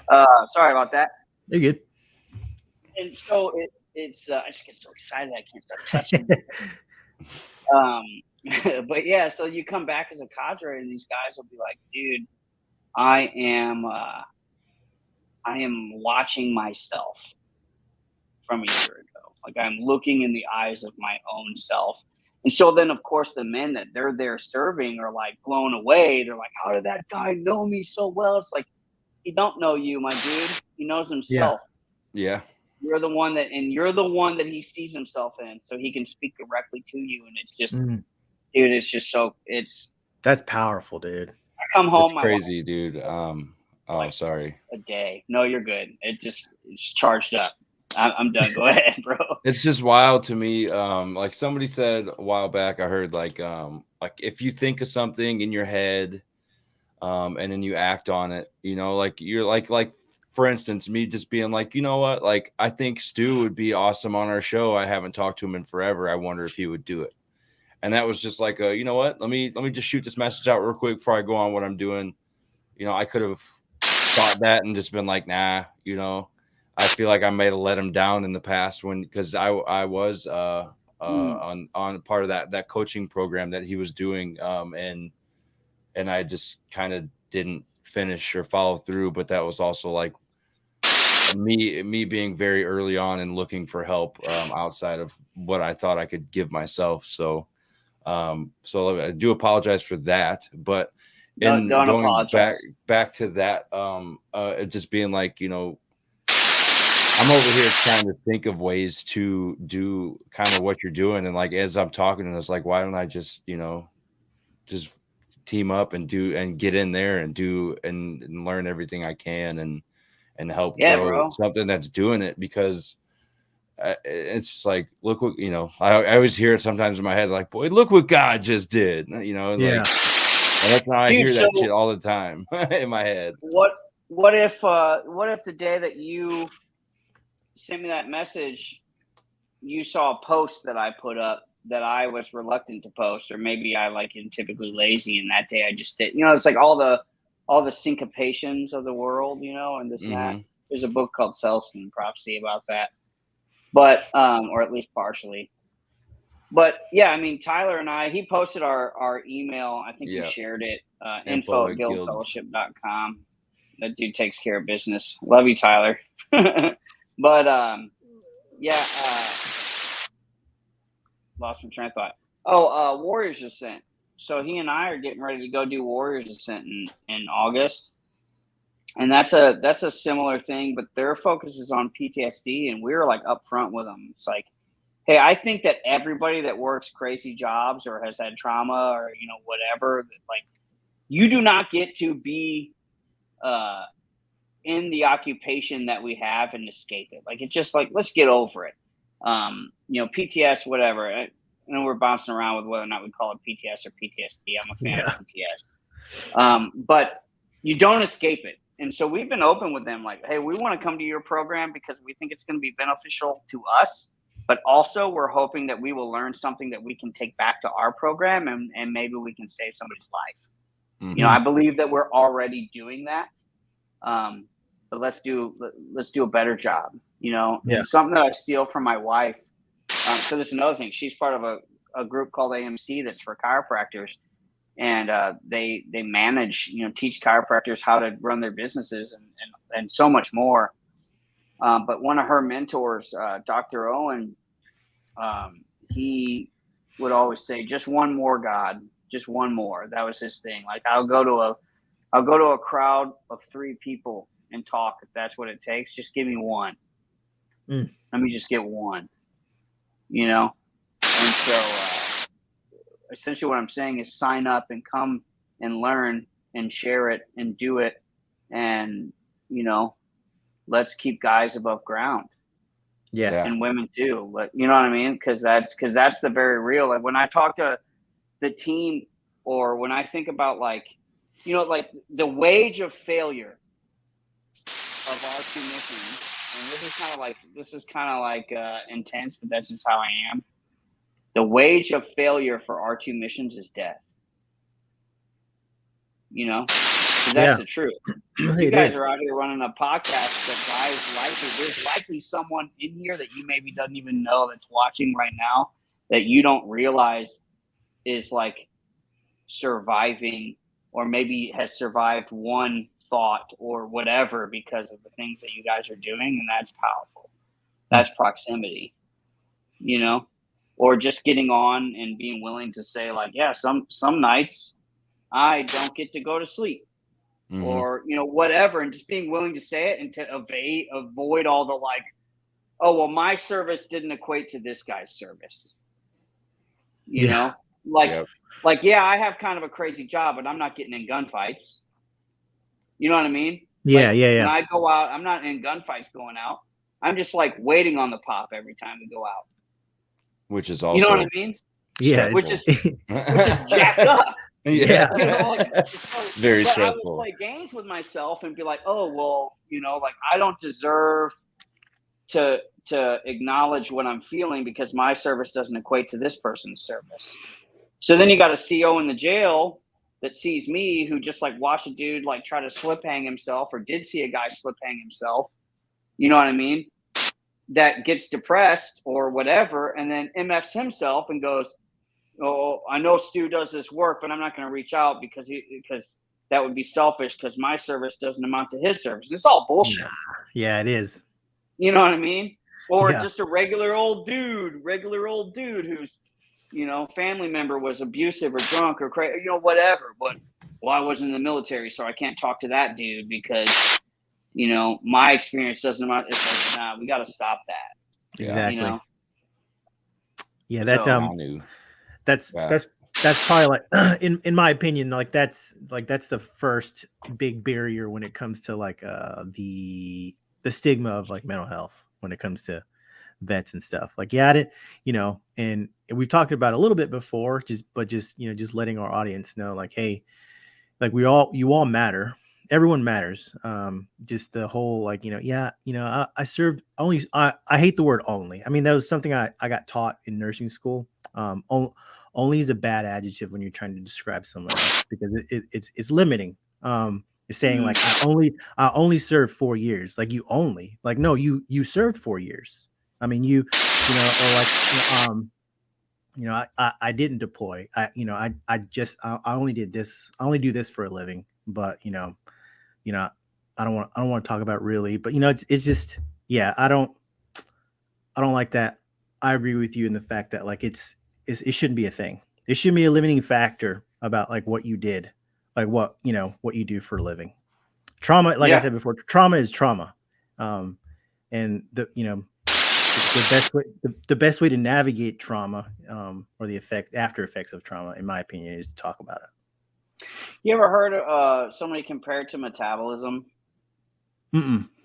So, like, you put 3 of your best friends in a room, right? And you give Yeah. them all ice cream. You know, one of them is going to eat the whole pint and nothing's going to happen to him. You know, he'll be slowed down because of the sugar. He'll have the effects of the fact that he ate ice cream, right? Yeah. Because, like, that's just the way it is. You know, you're going to get affected by the ice cream. And then guy in the center is going to have like a pretty average, like, yeah, that's the way that goes. And then this guy over here, maybe he's like dairy intolerant and he's going to swell up and he's going to whatever. And they all maybe didn't even eat the same amount of ice cream, right? But they all got the appropriate effect for who and how they are. And that was something that somebody, and I might be butchering it, but I heard that one time and I was like, man, that makes a lot of sense. You know, like there are people out there that, like, for them, like, you know, like seeing the one thing the one time, you know, and I'm trying not to like get into the dark details of it to make it like make sense for people, but like seeing something traumatic the one time, they'll remember like a feature of the body or a certain specific movement or a smell or like I was gonna say smell. sound or something, you know what I mean? And it only really takes one to plant a seed and be stuck. And then you start growing this weed in your head, you know what I mean? Yeah. Whereas like some other cat might serve 20 years and he doesn't even realize he's effed up until he retires. You know what I mean? No, yeah. And then he stops moving and it's like, you know, like you ever seen that Adventure Time meme where it's like I think it says like when a cop looks, you know, spends time in his own head and it's like the 2 cartoon characters going into like a cave full of like demons and it's like, oh, I don't remember there being this many demons in here. You know what I mean? Like, Yeah. Thought I cleaned this shit out. Yeah. It's kind of like that, but Dang, dude. Yeah, they there was we talked about it like way back when one of our earlier podcasts, but it being like a train, like, especially when you said like the 20-year guys, like every event is a car that adds to this train that's moving at fucking light speed. Because I mean, like you said, I mean, Boughton, you did what, 7 years in the Army, and that shit, what, 9.5. 9.5. Boom. Get it? Done. Okay. Get it right, motherfucker. Yeah. No, so, you know, like 9.5 years, boom, gone. Just like that, and the speed of light. And then all of a sudden, you know, you're out of the Army, or you're out of the uniform, or you're out of, you're no longer a firefighter, or whatever that job is. And then you're, like you said, now you're sitting with your thoughts, and like those train cars are still going light speed, but this train stopped going, you know, so everything is catching up basically. And that's where like people kind of like lose their shit, lose their bearings after. And that's kind of, I think, where we started this whole thing from, is like that, taking the uniform off, and then what do people do with it, with their life afterwards and stuff like that. But there's not really a lot of like people that are taking care, like talking about like taking care of themselves while they wear a uniform either. And that's definitely something I just thought of. It's like there's no like space for active duty, because like I feel like even if there was something like this for active duty, like if someone in your unit found out like you were on Veteran Chat Project talking about your feelings, who's like, they're gonna thrash you. See, know, mine like, won't, that's because the way like the I talk Army about is. I talk about it enough. Well, yeah, the Army, I'm sure, is different. I talk about it enough to where like them guys know, like they probably want me to shut up sometimes, because usually when I'm done out talking about mine, I'm like, so what about you? Right. You know, they're like, So they're like, nah, dude, you're crazy. I'm good. But no, and we open up. So you haven't accepted that you're nuts yet? Okay, I'll be here when you're ready. Yeah. But that's the thing. Like, I think that times are changing, and I think that is a positive we can leverage from the softness of society, right? That like society is softening up, police departments and the military and all of these like tough guy jobs. You know what I mean? Yeah. And yet it doesn't all have to be negative, but we can leverage that for good. I think, you know what I think is one of the biggest, most dangerous things in mental and medical and just in living in general is the misunderstanding of the word victim. Oh yeah. That is a huge one. And I will say I had some apprehension and some like fears of talking about this, and like I will talk to a lot of mental health professionals, you know. Well, I probably shouldn't say a lot, but like I often will be speaking to like people in mental health, and you know, my view of it is like society as a whole, like mental health and the medical field, everything's a market. You know what I mean? Any functioning industry has a market. And if the people in your market are telling you they don't want to be told that they have to eat a certain way, exercise a certain amount of hours, and whatever, then the next best thing is to sell them a pill instead of advice. Yeah. Right? So I can sell you words and advice with a pandic view of your life and treat you like a coach, or I can, or if you don't like that, I can sell you a pill. And when things get easier, people select that. And so I think in mental health, it can be similar to where I think for a lot of years, we tell people to embrace the role of victim. And now we get in a weird spot. So what I do when I'm teaching a question is I will ask them a question. I'll say, so if a woman goes to a bar and gets hammered drunk with a skirt, no underwear, passes out in an alley and gets raped, is she a victim? And so, of course, everybody thinks that I'm trying to take that, like, to where I'm going to say, like, it was her fault. She should have, you know what I mean? Because the way it's worded, they think that's someone who goes, they're like, yep, victim, hell yeah, victim. You know, and I'm like, well, hold on. Wait a second. And then, of course, now they're, like, kind of offended because now they really think I'm going to go that way. And I'm like, no, definitely victimized. Definitely victimized. So then I tell my wife's story, right? And I might be giving this away. So, I mean, whatever. So you come to stations, you're going to get this lesson. You're going to be like, I already know what he's talking about. So you'll have a head up. But I'll tell my wife's story and I'll get real intense and I'll look at it and I'll say, is my wife a victim? Is she that weak? That's what her identity is? Because victim, you're using a noun here. Right? And then, of course, now they have to see me face to face wanting to defend my wife, and they have to, like, and so now it's like they're like, So there's the two counter feelings, right? So that's when people start to see, and it's like, okay, so it's not, victim isn't a noun, it's a verb. It's a something that is done to, it's a something that is done to us, and then it's something we do to ourselves. Yeah. Right? Yeah. So having been victimized will never change. That's written in history. That's what it is. You have been victimized. You're a survivor of victimization. But like, you know how it's like, you know, you're talking about leaving the military. You were talking about like how crazy that is. Whatever. I had the same thought. Like, what does it look like to me when copping? Like, and all the things that, like, how would I fill my cup in that way, and like whatever. And it's very hard because it's become part of who I am. Right. And I have to like be careful not to embrace it too much as my identity. A good friend of mine, Aaron Clark, that was a homicide detective a long time before I started academy. Him and I met up. We trained some jujitsu, and he told me, "Don't drink the Kool-Aid." That was the advice he gave me, and I never forgot it. He said, "You are not a cop. You do cop shit, but you're not a cop." I said, "Okay," you know, and so I look at that, and so I bring that all up. It's relevant because with victim, when you embrace that for so long, it's hard to understand who you'll be when you stop embracing it. Right? When you start saying, I am fully responsible and sovereign for the success and the achievement and the happiness and joy and liberty and usage of my liberty, right? It's hard to predict the unknown. It's really easy to predict the bad shit because that's what we think about all the time. So it's like, well, that's easy to predict. So that's the route I'll take. And maybe I'll like stand on the edge of not wanting to suffer fully. I'll just kind of like do some good stuff, you know. But when we realize like, oh man, I am treating victim like a noun and I'm allowing myself to be that, we can never retire from it. You know, hopefully that made sense. But yeah, it did. But I think that is the most dangerous thing that we face is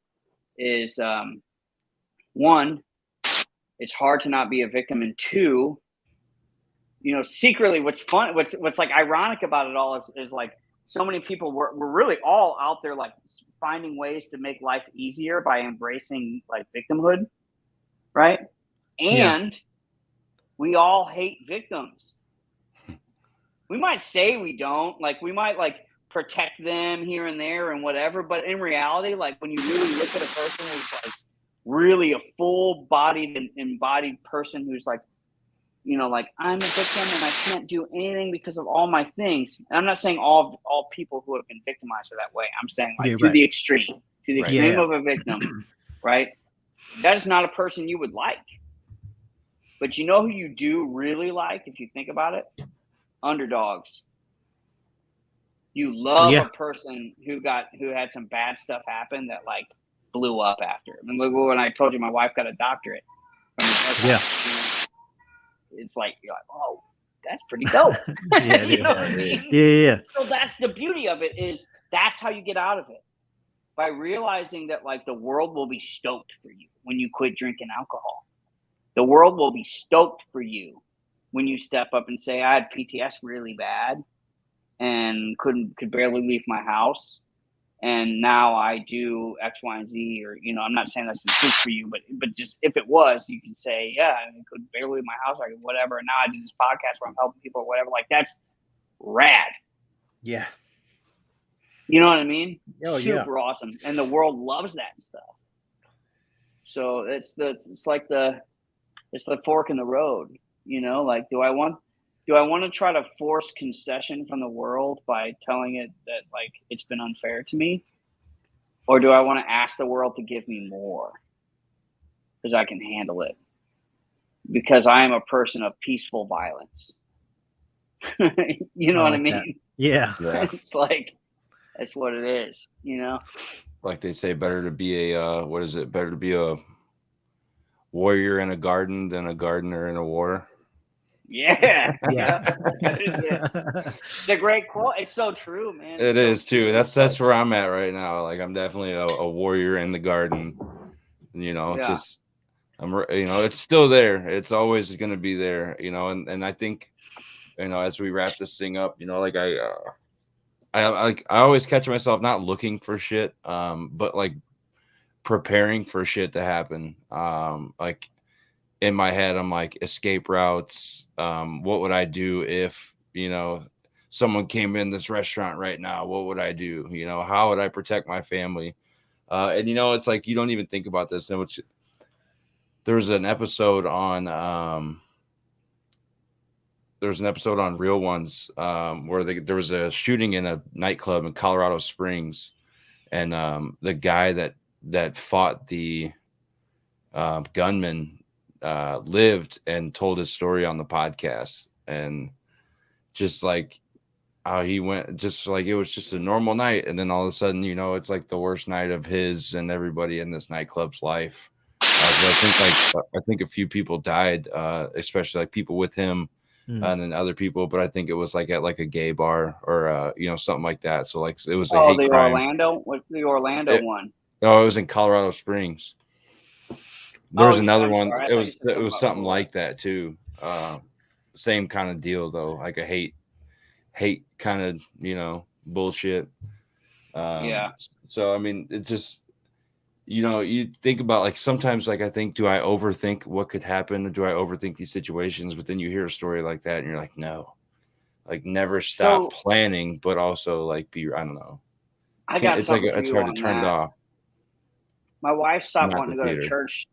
My wife stopped wanting to go to church with me because when we first started going to the church that we go to now, they had a safety team that was made up of some cops, and I'm all hit up, and this cop didn't know me, and he sees like he's like picking up a little bit of a silhouette, and he comes over and he like peacefully, he's like, hey man, church is a protected location. You can't carry your firearm here. And I go, oh, that's no problem, brother. Like, whatever. And I kind of give him a quick flash of the badge. He's like, oh man, I'm sorry. I didn't know. So, of course, then it's like, you want to join the safety team, Oh, no. And so I'm like, yeah, I do. Cause it like, but my wife's like, she told me once she didn't want to go to church anymore, and I'm like, what's going on, And she's like, I don't like going to church with you. And I'm like, why? She's like, you don't go to church to worship. You go to church to secure it so everybody else can worship. And another one of them truth bombs that get dropped on me so often. You know what I mean? That's the same. Thank you. But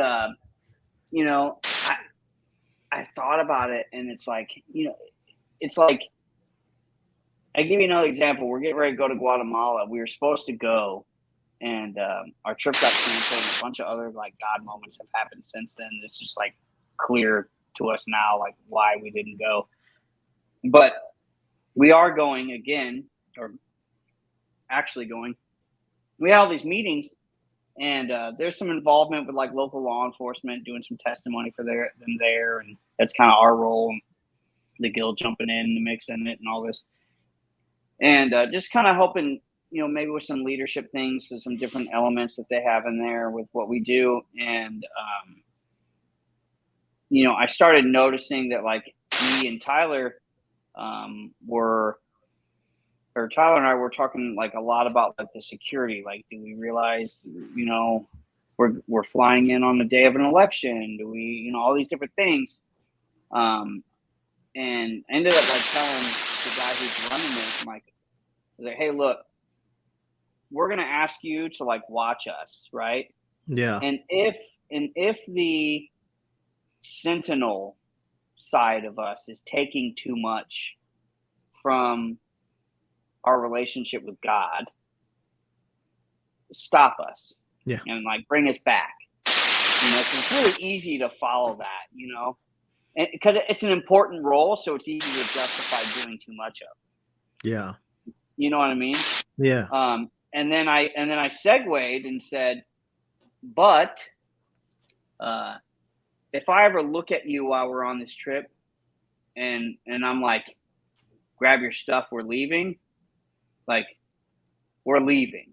Grab your stuff, we're leaving. Yeah. Don't question. And he's like, yeah. I mean, they're all like in agreement. It's like, hey, man, we really need to. So that's what I've been trying to do with that. When you bring it up, I had a moment today in a Target in Gulf Shores, Alabama. My wife was shopping on the other side of the store, and I had my kid, and I had a random thought, just like you're talking about, like, what if I start hearing the pop pops? Yeah. Yeah, like what would I do right now? It's like, oh, my left hand's going to come in front of my daughter's chest. I'm going to come down the shirt, get as much of the shirt as I can on my way to the belt line so I can get shirt and belt. And I'm going to lift her little ass off there. And we're going backwards to the edge of the store till I hear where they're coming from. I'm going to get her secured, and I'm going to have to push forward and try to kill this shooter before he gets my wife. And that's the best. And it's like all that happens because you guys, and that's what we do. That's what we train and condition ourselves to do. So 2 or 3 seconds. Yeah. And you know what I did is I become aware of the thought, and I go, that is not serving me right now. Right. I am aware of my capabilities. I am aware of the fact that if someone wants to murder me at any given time, it wouldn't be that hard to do living an everyday person's life. I'm just walking around. You know what I mean? Yeah. Like, it's like, I'm aware that I don't get to control everything. I'm aware of my abilities. I am a peacefully violent person. I am prepared to do violence if I have to. I'm not the best or the most badass dude ever. That's not what I'm trying to say. And so once I become aware of that, I can slow it down and be like, all right, I got to chill. Like, this is not a real thing. I'm just playing the what if 20 Ninjas game in my head now, because that's what I've made myself do forever. And that's all right. I get to it really fast and figure out what it is. And I say, okay, so I have a plan. Right. And I just Like, lock it over, and that's what it is. Like, cool, there's a plan there. that now, I guess. Put it over, and then I have to look at my body, right? And so even just now, again, heat is a reaction for me. So I'm getting hot. You know what I mean? And maybe you were seeing it in the screen. I'm leaning in front of my chair. I'm getting hot. My elbows are doing the flary thing.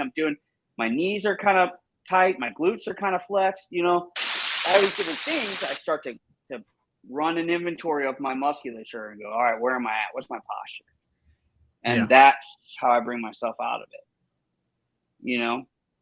And it's normal. I like that. I'm not gonna lie, I've never thought of that. That's just a Just exactly the way you described it. I'm gonna try to be self-aware next time that stuff happens because it happens a lot. But yeah, It's good. Yeah, it's it's good not that gonna we're happen sending tomorrow. this, man.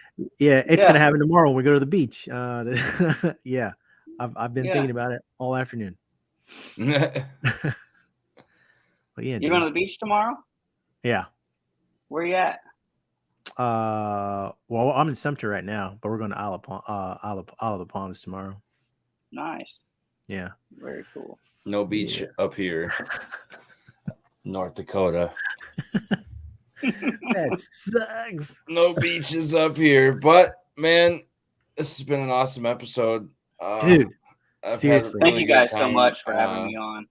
Dude, thank you for coming on and sharing definitely the guild stuff with us. I'm gonna push Bowden to sign up. If he signs up, I'll sign up for stations. Dude, I'll do it, dude. Let's do it, I'm not gonna I'm not gonna lie. Like this whole time, just hearing you talk, your tidbits of advice and your journeys and stuff. It's hard not to jaw drop because yeah, you got some. I loved what you said. The chat we just had for the past almost 2 hours. This is definitely gonna help me. This is awesome. I really appreciate it's all God, my dude. Oh, for sure. Yeah, and a conduit, you know. Yeah, and I appreciate you being that conduit. And having the courage to speak out and just spread that message that you guys have, you and your partner have. That's awesome. Was that Mark Bradley said, sign up and change your life. Oh, Irish Mark. Alder, you signing up, dude? You going to stations September 29th through October 1st? Yeah, you will. That's another one right there. We got to get him in there. Yeah. Do it. Let's do it. So just to wrap things up here just a little bit, you guys can get information about the Guild Fellowship at, I'm going to pop that email back up here, at info@guildfellowship.com. Their websites, we also posted their website up here while we're having a chat, guildfellowship.com. Yeah, Stu, we really appreciate you coming on, spreading your message and just telling us what you guys are about. I absolutely love it. If anyone wants to be on the podcast, let us know. veteranchatproject@gmail.com. We're on all the social media platforms. Just remember, we love you. You're not alone. If you want me to prove it to you, email me. Come on here and we'll talk. I promise. You're not alone. Kyle, you got anything? I do not. Sweet. Love you all. Just a deep appreciation for everybody watching tonight. We hit a record high for viewers at 12. So awesome. So we're getting bigger. Not getting bigger. We are getting into a position to spread our message to more people. So that is great. Thank you guys so much. Better watch your ass, Joe Rogan. Yeah, we're coming for you, Joe Rogan. That just went viral. All right. I love you guys. Have a good night. And again, look for us on Monday morning or Monday evening, where we will be talking a little bit about self-accountability and its importance. Again, thank you guys so much. Love you. Good night. Peace. Thanks, Joe.